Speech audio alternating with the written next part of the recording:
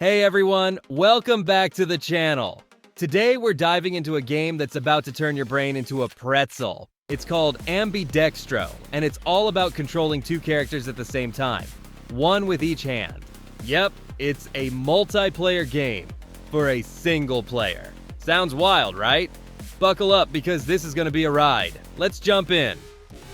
So here's the deal. A witch has kidnapped the prince and the princess, and you're the royal wizard who's been split in two to save them both at once. Each hand controls one character, and your job is to guide them through platforming levels so they can meet up before time runs out. Simple on paper, but in practice? Oh boy, it's a whole different story. At first, it's kinda chill. You're moving two characters, jumping over tiny gaps, dodging basic obstacles. It's like patting your head and rubbing your belly, but with pixel art. Piece of cake, right? Wrong. Just when you think you've got it, Ambidextro cranks up the chaos. Suddenly, there are enemies, switches to flip, and puzzles that demand ninja-level coordination. Honestly, there were moments when I felt like my brain was short-circuiting. I'd be laser-focused on keeping one character from yeeting themselves into a pit, only to realize the other one's casually strolling into a spike trap. It's like the game's laughing at me going, "Oh, you thought you were good at multitasking? Think again." But here's the thing, that's what makes Ambidextro so great. It's tough, sometimes brutally tough, but when you finally nail a level, you feel like a multitasking god. The difficulty ramps up nice and steady, so you're always learning. Well, unless you're me, accidentally killing half your team every 5 seconds. Now, let's talk looks.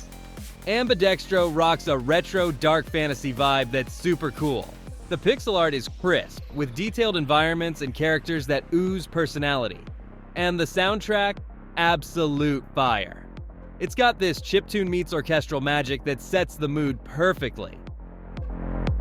Let's see what people are saying about the game. One Steam review called it the most infuriating game I've ever loved. Another said, "I didn't know I could hate and adore something so much at the same time." Sounds about right. It's like Ambidextro is daring you to quit, but you can't because that sweet, sweet victory is just too tempting. Replayability is a big win too. Even after beating a level, you'll want to go back to shave seconds off your time or find smoother paths through the madness. It's a game that begs you to get good, and I'm still working on that part. So, what's the verdict? Ambidextro is a wild, unique challenge that'll push your multitasking to the limit. It's not a chill vibes kind of game. If you want to relax, maybe stick to something else. But if you're down for a mental workout with a side of retro charm, this one's a must-try. Just don't blame me when you start questioning your sanity. Have you played Ambidextro? Drop a comment and tell me, did you save the prince and princess or did the game break you? If you haven't tried it yet, it's on Steam.